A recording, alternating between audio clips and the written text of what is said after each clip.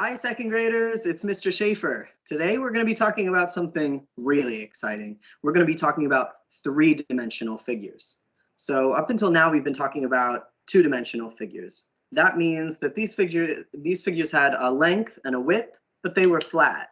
Today we're going to be talking about real-life 3D figures.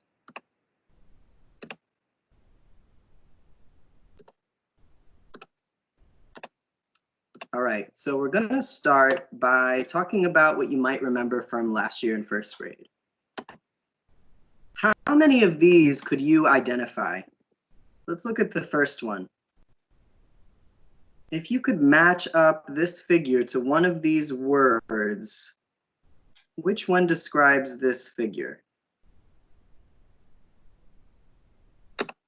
If you picked cube, you were correct. Nice job. This is a cube, like an ice cube. Look at the next figure.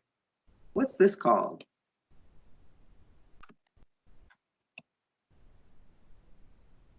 All right, if you picked rectangular prism, that is not a cube, you were right. This is a rectangular prism.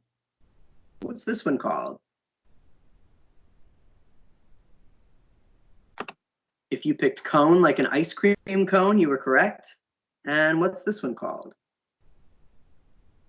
It's kind of like a circle, but it's three-dimensional, like a ball. This is called a sphere. And the last one, it's called a cylinder. It's shaped like a can. All right, now that we went over those names, we're going to learn a little bit more about how to describe three-dimensional figures. So firstly, what are the attributes of a three-dimensional figure? Well, now they have length, width, and height. So before we were talking about a two-dimensional shape, it just has length and width. But when you're talking about a three-dimensional shape, it also has height.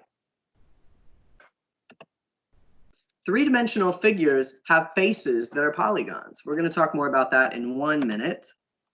But we can also describe them using the words face, edge, and vertex. Let's talk about each of those words.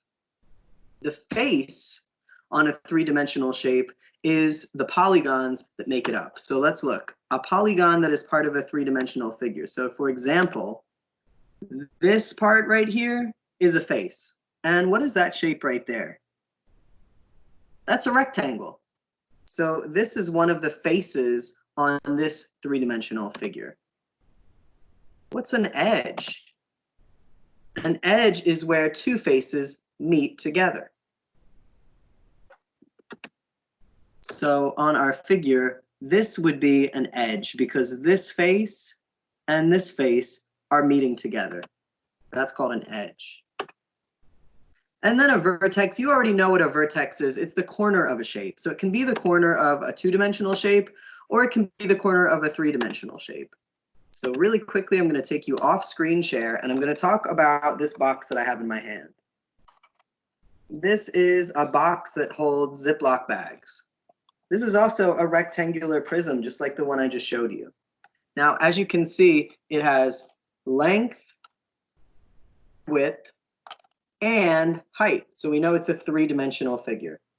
When we're talking about the face, we're talking about all of the flat sides on a three-dimensional shape. So each of these is a face. Every flat surface on this shape is a face. Now, whenever those two faces meet, that's called an edge. So this is called an edge. Here's another edge.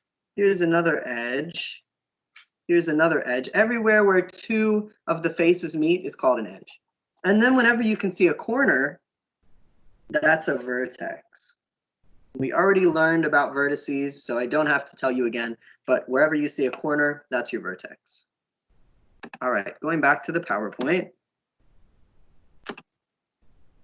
If I took this rectangular prism apart, so what if I took it apart and decomposed it into different faces? I could decompose it into polygons. So if I took this face right here, what shape is that again? That's a rectangle. What other faces do you see? I see the one in the back. So we took this one already. We're going to take the one in the back too. And that would be another rectangle, the same size. Now up on top, we have a third rectangle. So if I took that one off, that would be a third rectangle. Down on the bottom, we have a fourth rectangle. I'm going to take that one off. And what am I left with? I still have two faces that I didn't use yet. Still have this face and this face. And if I took that face off and that face, they would both be squares. All right, so let's talk about what this would look like in real life. I have my Ziploc baggie box. This is a rectangular prism. And if I took it all apart, I'm going to go ahead and split this up into different faces. I'm decomposing my three-dimensional shape into two-dimensional polygons. So I'm cutting it up. So I just got one face off. This is a rectangle, right? And another face, this is a square. And now I'm going to cut this face off. This is another rectangle.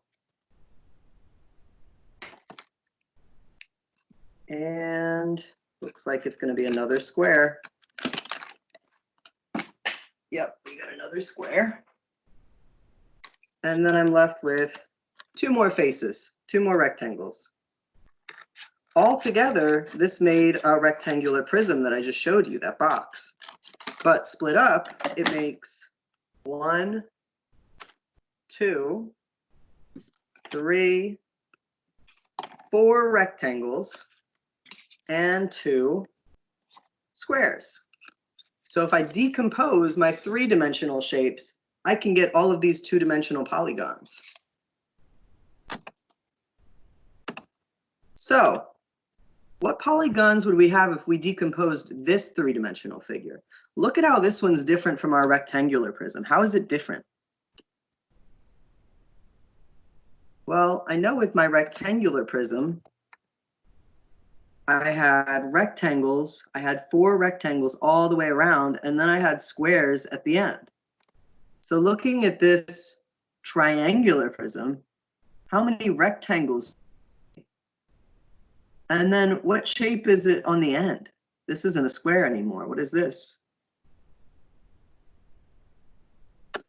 What about this shape? What polygons would we have if we decompose this three-dimensional figure? I only see squares all the way around. How many squares are there? So these are questions that I am not going to answer for you because that's your assignment today. You have to take a triangular prism and you have to take a cube, and your job is to decompose those three-dimensional figures into two-dimensional polygons. Can you do it? See you later, guys. Have a great day.